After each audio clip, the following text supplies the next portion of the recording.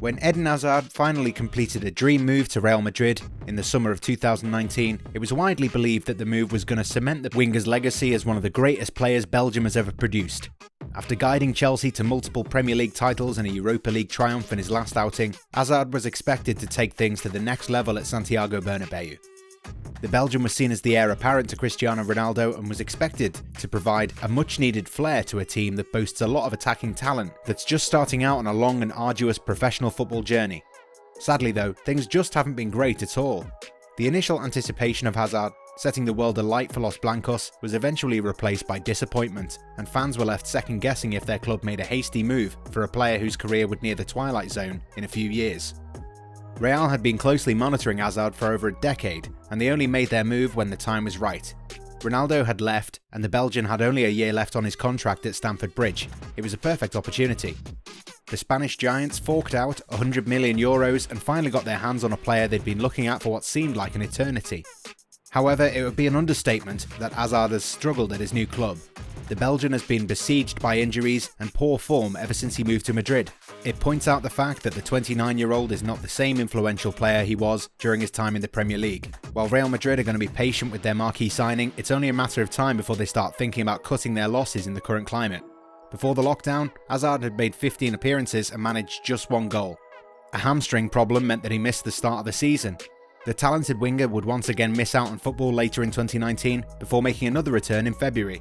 That return coincided with a second ankle fracture that put him on the treatment table. After 3 games following his injury, football was suspended due to the COVID pandemic, which gave Hazard enough time to recuperate. And now that he's back, he definitely needs to prove a point. While the Belgian maintains that the first season was always going to be a difficult one, it has to be mentioned that at a club like Real Madrid, you need to be on top of things from the get-go. In the past, many talented players have signed for the capital club, only to be moved on after they failed to quickly acclimatise to their surroundings. James Rodriguez arrived with a lot of fanfare, but the Colombian struggled to realise his true potential and spent some time on loan. While he's back at his parent club, it remains to be seen if the former AS Monaco man will be given time to save his Real Madrid career. This is a club where expectations are always high and players are judged on their output on the pitch.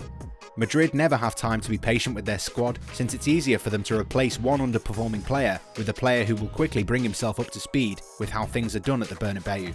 Another thing that contributed to a rather forgettable introduction to Spanish football for the Belgian would be the timing of his arrival. He didn't spend a lot of time with his new team before the start of the season, which meant that it took him some time to adjust to a different style of football. In all fairness, Hazard was thrown in the deep end by Zinedine Zidane following his return from the first injury in a game against Paris Saint-Germain. That was a time when Hazard was still getting used to his new surroundings, and the game against the Ligue 1 giants came at a very wrong time. Madrid lost that game 3-0, and Hazard's confidence took a real hit. Throughout his career, the Belgian's playing style has drawn fouls from the opponents. Unfortunately for him though, such fouls were committed against him when he was only just getting back to full fitness. Moving on from his fitness issues, the fact that he did cost a lot of money never really helped either. While players do not have a say on their transfer value, at the end of the day, their performances are rated based on the outlay for their acquisition. Big money signings such as Paul Pogba at Manchester United is a great example of players struggling because of their hefty price tag. Hazard was seen as a true Galactico signing who cost the club a fortune. The club's stakeholders are always willing to pay over the odds for a good player, but always expect the player to do well. When it doesn't happen, it causes quite a stir. Gareth Bale was signed for a then world record fee, has 4 Champions League titles and in fact played a huge role in helping his side win 2 of those titles. Even then, the Welshman hasn't been accepted by the fans. After 7 years, Bale isn't being treated well, so you can imagine the sort of expectations that are being attached to Hazard. Here's today's question. Can you tell us which French club Eden Hazard played for before he moved to Chelsea? Over the years, Madrid fans have gotten used to ruthless assassins wreaking havoc all across Europe. This is a club where every squad member is seen as the creme de la creme of the footballing world. Perhaps the club's fans have been spoiled after years of taking legends for granted. Madrid fans don't like complacency, and if Hazard is not able to sort out his form, they will not hesitate to turn against him and implore the club to find a better replacement.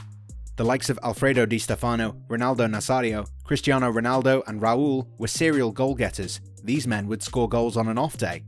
Hazard, though, has never been a player who would score goals at such a rate. It's his creative influence and ability to supply crucial passes that make him who he is. However, Real Madrid fans expect him to score freely, and perhaps that is the reason why he might not be seen as a true Madrid star. In order to avoid all that, it is perhaps essential that the club's senior management starts backing up Hazard and make fans realise the qualities Hazard does have, rather than those he never had to begin with. The Belgian is one of the most technically gifted players on the planet. While he may not be able to give you 30 or 40 goals every season, it's his ability to beat multiple opponents and supply pinpoint passes that needs to be promoted.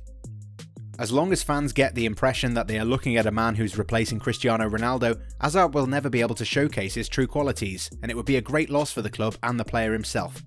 Given the right plan, and used to his best, Hazard can be a huge asset for Real Madrid in the coming seasons. While the first season did not pan out the way we would have hoped, his most recent performance in the games against Eibar and Valencia clearly show that he has what it takes to succeed in Spain.